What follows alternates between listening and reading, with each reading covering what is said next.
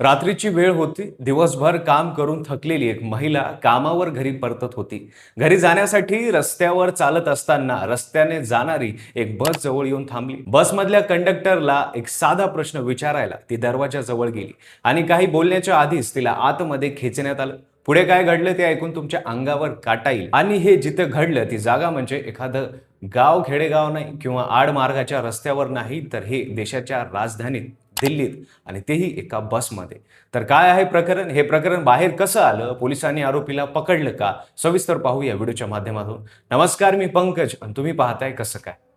काही वर्ष आधी दिल्लीत निर्भया प्रकरण घडले होते. ते देशभर गाजले. देशभर त्या प्रकरणात विरोध आंदोलन झाले, कॅन्डल मार्च निघाले, सरकारने मोठी आश्वासनं दिली. पण इतकी वर्ष जाऊन सुद्धा दिल्ली सारख्या राजधानी शहरात मुली आज सुरक्षित फिरत आहेत का? तर उत्तर आहे नाही. कारण अगदी निर्भया सारखेच एक प्रकरण दिल्लीमध्ये पुन्हा एकदा घडले आहे. दिल्लीच्या पश्चिम भागात मंगोलपुरी नावाचा एक औद्योगिक परिसर आहे. तिथल्या एका कारखान्यात काम करणारी एक महिला पिंतापूरच्या झोपडपट्टीत राहते. ती विवाहित असून 3 मुलांची आई आहे. रोज रात्री काम संपून पायी घरात परते हा तिचा नित्यक्रम. त्या रात्रीही ती तेच करत होती. 11 मे 2026 ची रात्र होती. दिल्लीच्या सरस्वती विहार परिसरातील बी ब्लॉक बस स्टँड जवळ ती चालत होती. तेवढ्यात एक मोठी स्लीपर बस तिथे येऊन थांबली. बसच्या दरवाजात एक माणूस उभा होता. महिलेनं निरुपद्रवीपणे त्याला वेळ विचारली, पण त्या क्षणाला काही सेकंदात सगळं बदललं. दरवाजाजवळ उभा असलेल्या माणसाने तिचा हात पकडला आणि जोर जबरदस्तीनं तिला बसमध्ये खेचलं. ओरडायला वेळच मिळाली नाही. आतमध्ये कुणी प्रवासी नव्हते. बस रिकामी होते. त्या बसमध्ये फक्त ड्रायव्हर आणि कंडक्टर होते. बस सुरू झाली.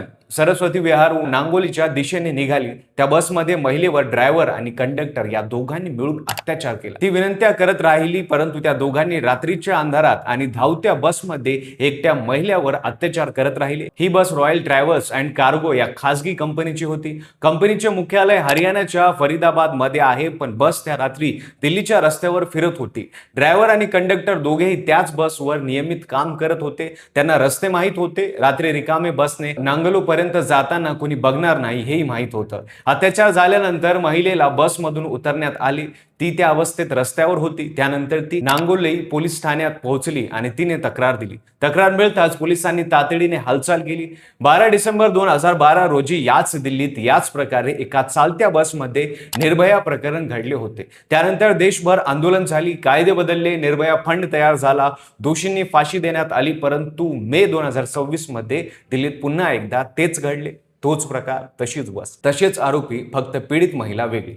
रात्रीची वेळ विचारणे हा गुन्हा नव्हता, पण त्या एका प्रश्नाने तिचं आयुष्य उलटे पालट केलं. हे प्रकरण पोलिसांपर्यंत पोहोचलं कारण त्या महिलेनं धाडस केला.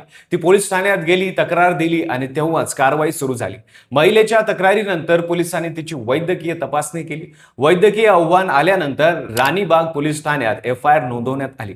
भारतीय न्याय संहितेच्या कलम 64A म्हणजे बलात्कार, कलम 70(1) म्हणजे सामूहिक बलात्कार आणि कलम 3(5) म्हणजेच सामूहिक उद्देशाने गुन्हा करणे या अंतर्गत दोन्ही आरोपींवर गुन्हा दाखल झाला. दोन्ही आरोपींना अटक करण्यात आली. ती बस जप्त करण्यात आली. फॉरेन्सिक टीमने बसमधून नमुने गोळा केले. बसमधील आणि रस्त्यावरील CCTV फुटेज तपासली जात आहे. बस त्या रात्री नक्की कुठे गेली होती हे शोधण्याचा प्रयत्न केला जात आहे. या 2 आरोपी शिवाय त्या रात्री बसमध्ये आणखी कोण होतं का हा प्रश्न पोलीस तपासण्यात तपासला जात आहे. दिल्ली पोलिसांनी सांगितलं की सर्व बाजूंनी तपास सुरू आहे. पीडित महिलेचा जबाब, वैद्यकीय अहवाल आणि घटनास्थळावरून मिळालेल्या पुरावे यांच्या आधारे पुढील कायदेशीर कारवाई केली जाईल. निर्भया प्रकरणानंतर देशाने खूप काही बदलवले असं आपण सांगतो, पण त्या शहरात त्याच प्रकारे एका सामान्य कामगार महिलेवर हे असं घडत असेल तर आपल्या व्यवस्थेवर नक्की काय बदलले?